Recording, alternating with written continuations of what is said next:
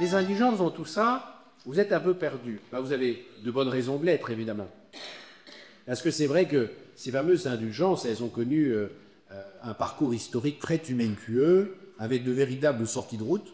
Hein, vous avez raison, vous les avez évoquées, des embardées assez scandaleuses, notamment lorsqu'elles ont été monétisées pour payer la construction de la basilique Saint-Pierre. Donc c'était ça l'idée. Bon. Donc on a tellement tordu l'instrument qu'on en a perdu le sens, qu'il a été largement rejeté, avec le risque au fond de jeter des leux avec l'eau du bain. Parce que ce n'est pas parce qu'on fait un mauvais usage d'un instrument que l'instrument est mauvais. Alors si on essaie de se mettre un peu à distance, et aujourd'hui c'est plus très difficile pour nous, parce qu'on n'est quand même plus au XVIe siècle, il y a longtemps qu'on ne vend plus d'indulgence. Donc si on se met un peu à distance de ces usages erronés, pour essayer de saisir de quoi il s'agit, eh bien, en fait, il s'agit d'un outil à disposition de l'Église pour exercer la mission qu'est la sienne d'être la distributrice de la miséricorde de Dieu dans le monde. Mettre à la disposition du plus grand nombre qui le souhaite la miséricorde de Dieu à travers les temps et sur les 5 continents. L'Église est dotée par Jésus lui-même de toute une série d'instruments pour ça. Le plus central et celui que l'on connaît le mieux, évidemment, c'est la confession. La confession, qui est l'instrument le plus efficace et le plus essentiel, mais ce n'est pas le seul. Ce n'est pas le seul. La messe elle-même a une dimension d'exercice de la miséricorde. C'est pour ça qu'on commence par le « je confesse à Dieu ». Et puis d'autres actes de prière, de pèlerinage, de partage avec les plus pauvres, ont une valeur aussi de miséricorde. Donc il n'y a pas que la confession dans la vie pour se réconcilier avec Dieu. C'est important d'avoir bien ça en tête. La gamme des moyens est large. Le fait est que quand on va se confesser, on est complètement pardonné, on est pleinement pardonné. Il ne reste rien de la culpabilité que nous avions aux yeux de Dieu. Dieu ne fait pas que fermer les yeux sur nos péchés, comme au fameux moment du XVIe siècle, avec les débats avec les protestants, pouvait être envisagé par certains. Non, non, vraiment. Quand le prêtre le dit « je te pardonne », c'est pardonner pour de vrai. Mais si vous vous transposez dans votre vie physique, dans la vie de votre corps, vous savez qu'il y a une différence entre être guéri d'une blessure et avoir récupéré de sa blessure. Lorsque on se fait mal au genou, on se fait une entorse, on peut être plâtré ou avoir une artère et être guéri vraiment de son entorse. Mais on gardera une fragilité du genou, malgré tout en étant guéri, avec cette inclinaison plus forte à se reblesser au même endroit. Bon, et bien le péché c'est pareil.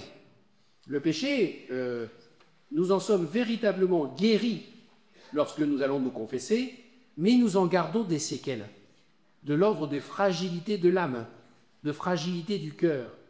C'est cette fragilité que l'indulgence vient guérir. L'indulgence nous est donnée comme un en plus du pardon reçu dans la réconciliation pour nous fortifier complètement sur ces traces de fragilité que laissent en nous les blessures du péché, quand bien même elles ont été guéries par le pardon. C'est une analogie, bien sûr, que je fais. Hein. On est bien d'accord, entre une fracture du genou et un péché, il y a des différences.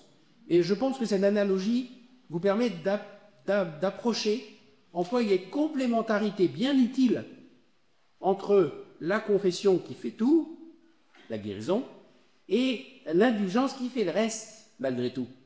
C'est-à-dire une restauration pleine et entière de ma capacité à lutter contre le mal. Alors, la confession, parce que c'est ce qui fait l'essentiel, elle est pratiquée de manière tout à fait ordinaire, largement offerte par tous les prêtres qui ont reçu pour ça la mission de leur évêque, et on fait en sorte que vous puissiez y accéder autant que vous le souhaitez.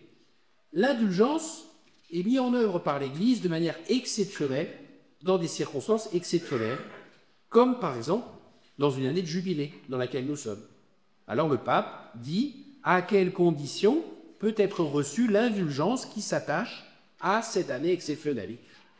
Il y a des conditions de démarche spirituelle à vivre, dans laquelle il y a toujours évidemment se confesser, pour la raison que je viens d'expliquer, vous l'avez bien compris, et puis faire une démarche de pèlerinage, enfin, si vous voulez savoir en détail, parce que ça varie selon les lieux où vous êtes, comment avoir l'indulgence du jubilé, renseignez-vous sur l'endroit où vous vous rendez en pèlerinage, ou la cathédrale de votre diocèse, ou les endroits qui ont été désignés comme des lieux forts pour le jubilé.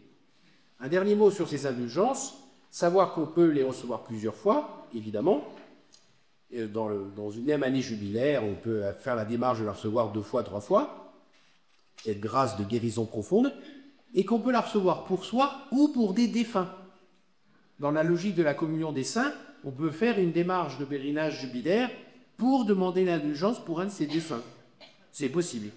Par contre, on ne peut pas le faire pour le fils de Jean, notre petit-fils, qui est bien portant, pour la raison simple que lui a les capacités de le faire tout seul. Ce qui n'est pas qu'un de nos défunts. Donc on peut recevoir l'indulgence pour soi ou pour un de ses défunts, mais pas pour un membre de sa famille.